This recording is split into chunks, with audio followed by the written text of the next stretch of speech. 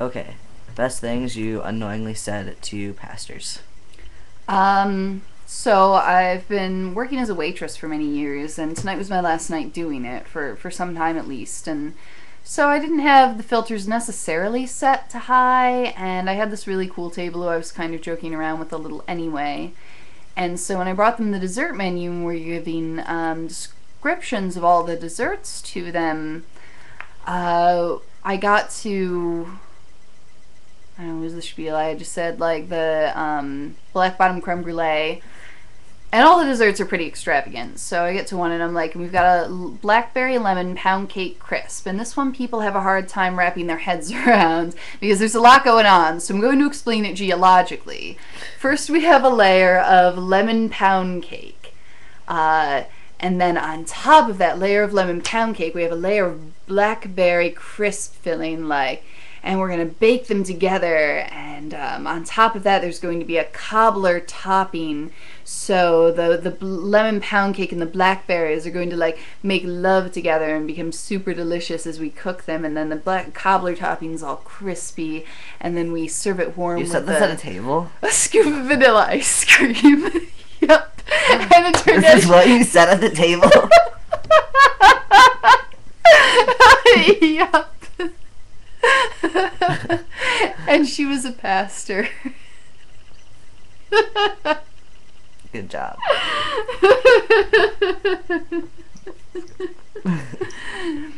Yep. Yeah. I don't think I've... So sometimes you can get away with shit like that. And you know when you can and when you can't. And sometimes you do things unknowingly, but luck out. Mm-hmm. And you know what? This table ended up offering me a job too, so you just gotta know how to play it. I'm really sad, I have to go to bed knowing that I didn't actually record us talking about how great breakfast is. I will talk about how great breakfast is anytime, anywhere for you, Hector. I don't know, I'd have to make you tell the story twice. But I love talking. Oh. So really, it's not a problem for me. Ah. My poor listeners, though. God damn. The select few people who are going to tell to watch this. I started sending Facebook messages to people we haven't talked to in a year, being like, you need to watch this because you would agree with us, and you could tell us about it later. Mm-hmm. But yeah. Amy, why do you like breakfast so much? Well, breakfast can be a lot of different things. I think primarily what makes me like it so much is that, think about it, you wake up in the morning and the very first thing you get to do in your day is feed yourself. You get to eat something. I'm going to take a pause here and just let you know the first time we had this conversation, this is where it started, being overjoyed at being alive and feeding herself, and to her making smoothies because she had so much crazy sex the night before, needed the energy. Anyway, in there's a pretentious but vegan hipster recipe for breakfast as well that started in the different categories of breakfast. So, there are many ways to have breakfast. That was a really great summation. You just went over the key points and you've already given them an outline, so if they hear it with the full descriptor, it's just too much. Now you need to give me something else to describe sensually. It's like the chapter headings of a history text, so you can condense all the information down and understand what the fuck you just read, because there's a lot of information in a tiny space. That is Amy's speech about how great breakfast is. Which one do you want me to tell first now? Do you want the recipe first? Do you want me to start by talking about... Just the different categories of breakfasts you can have. There's such a diversity. You get to choose. There's so many... we're so lucky to live where we can wake up and just make something delicious. And there's so many different kinds of delicious that you can start your day with. There are so many options that are good. How could you choose something and fuck up something as amazing as a breakfast and just have a bad mood? No. You start off, have delicious food, feel awesome, go about the rest of your day getting shit done. So, I really love how, after you've heard me say it twice, you've, adopted my philosophy of, breakfast being fucking awesome. Oh, I don't actually eat breakfast like you do, though. I'm just, enthused about it because you're so enthused about it. You and can you've eat breakfast converted me. with me. I really love taking my friends to bakeries, and this is one of the stories that we talked about on the other one. And lately, I've like garnered enough friends who like enjoy the bakeries and end up liking them as much as I am The that it's original really story is that gratifying. the original story is that they think she's really weird for liking bakeries as much, and then they give her forgiveness. They forgive her weirdness as not being harmful because they get pastries out of it. They're like, she's weird, but this is fun, I guess. You're not even letting me tell the story. Okay. Wow. No, you just told it. Now I can't tell it. But so I like to go to bakeries, and I like to go to different bakeries and try new bakeries and like try things I can't pronounce, and like go to bakeries in different cities where people are different colored skin, or the language on the Racist. sign is totally. No, it's true, because a lot of white people are scared to ever cross 8 Mile. And I live White people. I am white, and I live 5 blocks north of 8 Mile, and I know a lot of like I dated someone who once like told me that I was not allowed to help black men in distress because I gave a dude with a flat bicycle tire a ride home in the middle of the night, and she said that I should have been like raped and killed. Like, I was lucky that that didn't happen. That's I should have awful. expected that. And I'm like, dude, the guy needed help. Like, just This. because I'm white and I'm a woman doesn't mean I can't help a dude. Like, Mm. how does that make the world a better place? If I How did assume you I get can on help that? people. That was somehow tied to breakfast. Like you went from No, breakfast no, to because that. I said I like going to the places in different neighborhoods where I don't know what I'm eating, and the Oh people yeah. don't look like me, and the signs are in a language I don't read, and I you wouldn't be able know. to check to see if anything was vegan if I couldn't read it. I'd have to learn. Well, it depends. I mean, most of the people do speak English, but they normally speak another language No, too. you know how hard it is to get like people who speak English to like go back and read ingredients for me. Like, no, I don't want to do that to any person. Well, a lot of the stuff you can find out is vegan. Like you make a friend or you've got a friend who knows that culture, or who is half Lebanese or half Chaldean, or can you be half Chaldean? I don't know.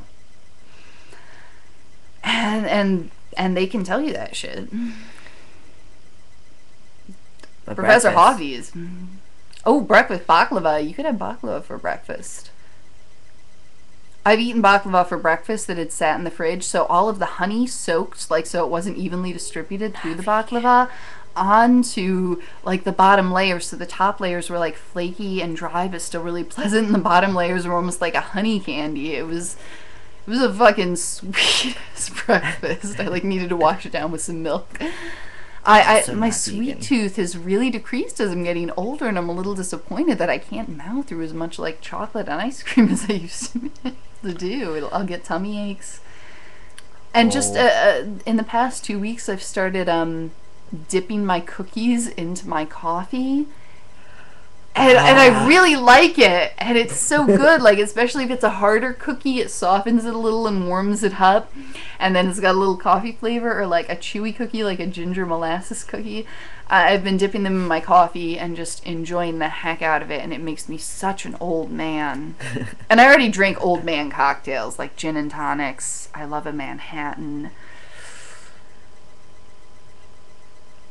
I'm turning Breakfast. into an old man. Old people really like their breakfast. They wake up really early in the morning and like eat their breakfast and watch birds. Isn't Maybe that's why you love that's breakfast another so nice much. thing about breakfast too. Like, is You can that still do it when you're old. yes, true, and the fiber will be good for you. But no, you're making a time for yourself in the morning where there isn't necessarily anything else going on, or if there is a person there, it's kind of special that they're a person who would be around while you're eating breakfast. To Because when like I'm get 20, when I wake up next to the person, I'm not really happy that they're around to make breakfast with me. no, I'm no, I think that No, that that was a could, joke at myself. Continue with the story. where did I leave off? No, it's you've set aside a little time to eat something and cook something. You're not just rushing out of bed and eating something in the car and worrying you're going to be late. You know you're going to be on time. You can relax a little, and you can just sit, and you can put on some music if you want, or you can let it be quiet. There's like a stillness you get in the morning that feels different from the stillness of other times of day. And you can just sit there and eating breakfast with your fucking houseplant and be like, wow, it's nice that there's something green in the house. Another weird fact I like about this Amy. houseplant. I'm glad I bought it. Or if you have cut flowers in the house, you have a time to like enjoy the fact that you took the time to make your house pretty and sit around and be like, yeah, I like the pictures I hang up. I'm enjoying looking at them right now. I'm enjoying looking at my flowers. I had cut flowers for like a couple months straight this summer because you could buy a bundle of gladiolas at the farmer's market for $3 and it would last a week. You would have to, as the flowers at the bottom started to wilt a little, you could pluck them off and the flowers at the top would be blooming. So it's just like your flower arrangement kind of grew a little throughout the week. And for $3 a week, you had a beautiful, dramatic flower arrangement. For me, breakfast is like... I'm excited about breakfast now because I talked to you about how awesome breakfast is. You've converted me. Like, I've seen the light, how awesome, like, food in the morning is. But, like, most of the year, like, my breakfasts have been, like, because I worked really weird hours, just, like, getting chips and salsa when I got off work at 3 a.m. and just eating them in my car. Or, like, if I was leaving work at, like, 7 a.m., I would just, like, buy a thing of tortillas and eat those on my way home, just like by themselves, or like keep boxes of cereal in my car to eat from for a few days to and from work. And like, I lived in a residence hall for a bit, and like they didn't really have vegan breakfast, and like I didn't wake up early enough for it anyway, so I would just like wake up at noon and be like, I'm not gonna enjoy breakfast, I'm gonna have lunch eventually. And yeah, that's my best breakfast has been made by this lady. She made me this really instead of a junky food, one like cookies and coffee. It was like a healthy one with like that word Quinoa. Yeah. And almonds and blueberries and coconut water and deliciousness. It was great. There were some leaves in it. They probably had some weird name too. There were what's in it? Those leaves. There was something green. Green? I know there were like flax seeds and sunflower seeds, maybe? Maybe I'm thinking of something else you made me. Oh, you're thinking of the time I made the quinoa with it didn't have blueberries and almonds, I think. We put it over spinach and it had a lot of garlic and ginger. That was the first time I had it, yeah. Okay, and then I made it for breakfast for you too? Yeah, the next day. Oh, yeah, because you stayed the night. And, rice porridge too. This is something I really recently discovered. Brown rice porridge is a really great hot cereal. It's like oatmeal, but it doesn't get stuck in like your teeth as much. It's higher in B vitamins, I think. I don't know. I really like it. And you cook it in coconut water. I do that because Roger Ebert's Twitter told me to. Thank you, Roger Ebert. That was a really great cooking tip. I'm glad I follow you. You were too hard on the Lovely Bones. That sounded awful. I didn't see that movie. It sounded awful. Oh my god. I don't even care about like talking about what you're talking about at breakfast anymore.